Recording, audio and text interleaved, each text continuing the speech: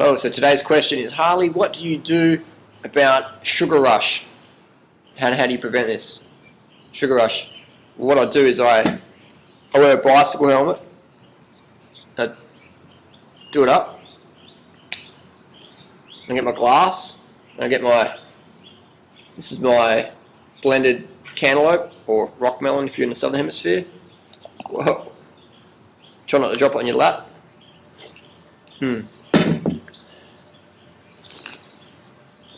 I just drink that. This is breakfast.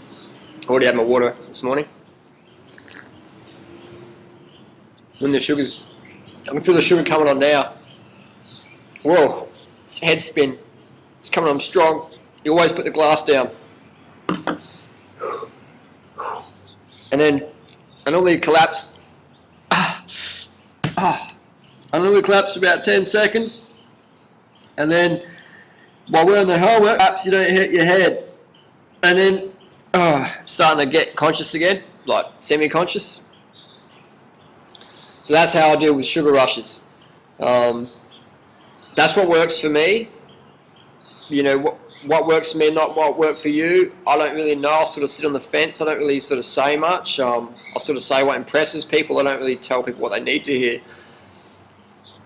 But seriously, sugar rush, when people eat fruit and they get a sugar rush, it's for a few reasons. First one, they're dehydrated. Most people don't drink enough water. They eat fruit, think, I don't need to drink water. You need to drink water. Wake up in the morning, have a litre of water, even if you're having watermelon for breakfast. Or drinking coconut water for breakfast, have 1 litre of water before your breakfast. 2, they're eating high-fat diets. People, I don't eat a high-fat diet. I'm low-fat. I use olive oil. Olive oil is low-fat. And so olive oil is 100% fat.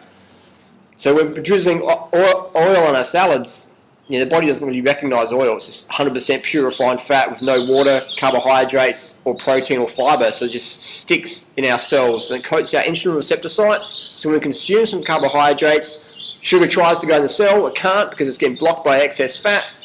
Blood sugar goes up. We get that sugar rush feeling. And then we get a bit of a crash. So people go, you know, you're up and down, up and down. You are if you're eating a high-fat diet. Get rid of the oils. Get rid of the animal products. Get rid of the excess nuts and seeds and avocado. And have those nuts and seeds and avocado in minute amounts. To be objective, try and keep your fat intake under 10% of your total calories, not just in a day, but long term, over the months and the seasons, and you won't get the sugar rushes everyone talks about.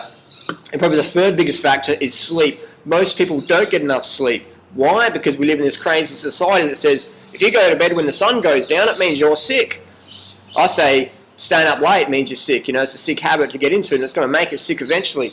So what I recommend for optimum health and sugar metabolic perfection is go to bed early. Try and go to bed when the sun goes down, or at least, you know, close to that, 8 p.m. perhaps. I was watching a bird fly past just then. Birds don't sit around late at night unless they're an owl.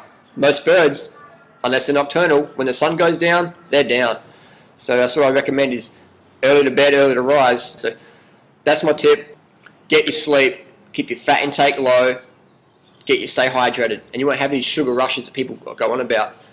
And another thing I'll squeeze in there is that people don't eat enough carbs because they're fearing carbohydrates, they're fearing fruit, or they're fearing, you know, starches or whatever. I prefer fruit. Fruit works better for everybody, but I understand that most people don't live in a sort of a system where they want to eat fruit. That's fair enough. But eat your carbohydrates, get them in there, because your body won't be able to produce enough serotonin if it doesn't have enough carbohydrates in its daily intake. Look it up on the internet. This is not like some MLM, you know, multi-level marketing, sales hype, metabolic type theory. This is medical, clinical fact. If you don't get enough carbohydrates, your body can't produce enough serotonin, and from serotonin we produce melatonin, and that helps us sleep. So then the next day we get, you know, not enough sleep. We have some sugar, and we're like, oh my God, I have sugar again. I can't eat sugar. I need chaga. I need colostrum. I need like reishi mushroom. I need all these things because and now I can't even stay awake. I need some cacao and maca to, you know, modulate my hormones because I'm just so freaked out on my low carb, high fat, calorie restriction, breatharianism, wannabe diet that I didn't know what's going on. I listen to these people talking a lot but not even saying anything, and so it's easy to be confused when you're undercarbed. So don't ever fear the sugar. Fear the life diet that makes us have reactions to sugar. You know, fear that animal products. Fear those late nights. Fear being dehydrated. Fear being paranoid about you can't drink water because it's not, you know, from the Andes. Get rid of that. Drink the best quality water you can. It's more important to be hydrated than worry about your water quality. So if you think that's not true, I'll tell you what, my housemate died last year from worrying about water quality. She got food poisoning from eating raw animal products, so she did a fast to try and clean out. All she needed to do was just not eat them in the first place. But anyway, so she's fasting, gets worried about water quality, says, I'm not going to drink from pipes, you know, such and such says bad water's, you know, not too good for you. So she dehydrated herself, ended up with renal failure, ended up in hospital, in a coma, unfortunately died, you know. So it's, you know, I talk this stuff because people need to freaking hear it, man. I remember going to a David Wolf talk last year. Dave Wolf's bagging plastic, saying never drink water from plastic. I'd rather dry fast than drink water that's in plastic. Then the next night I went to the cacao party. Guess what? The cacao drinks were served in plastic. So you know what I mean? So it's great, you know, minimise plastic, but don't avoid it. You know, don't dehydrate yourself to avoid drinking water in plastic, man. Drink the water. That's a priority. If it's chlorinated, fluoridated water, it's better than being dehydrated. My housemate last year, if she drank 4 litres of chlorine, if you add extra chlorine, extra fluoride, if she drank it, she'd still be alive today. She didn't. She's dead. I've seen friends end up in hospital. I've seen friends end up with chronic fatigue, become really obese because they're just so fatigued from trying to be water purists that they just don't drink any water. They shut down their exercise. They just get fat, go wacko. You know, so it's not good. Drink water. Water quality great. Being hydrated better. You know what I mean? So do the best you can in the moment. Best you can in the moment. Drink it from plastic, chlorine, whatever. Just do what you can in the moment. Stay hydrated. Drink enough so you're piss and clear 10 times a day. Save your life, save your health, become strong, lean and fit, and forget the wackos. It's the phone.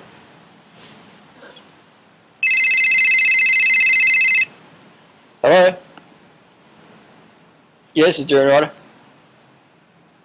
You want me to do a YouTube response to the vegetarian myth? Yep. Yeah, I can do that today. No worries, mate. Yeah. Okay, yeah. How are they doing, man? Did they get that shipment of bananas I sent through? Hey, man. Let me talk business off the camera, man. I don't want this on the. I don't want this on the net, man. Let's keep it on the lowdown, eh? Just peace. So you can eat death, or you can eat fun. This is what we're into. We're eating fun. This is dates, dried banana, black sapote, and organic banana, and a couple of blueberries for the eyes. Sweet. It's for everybody. Using a dehydrator, which never cooks anything above 115 degrees. Those are pancakes? They're ocean pancakes. They're great. They look like you cut them off an elephant's legs. I'm not eating that. It's good for you. What is this? What is this? A scab? It's dehydrated banana. What happened to a normal banana? You peel a banana and eat it.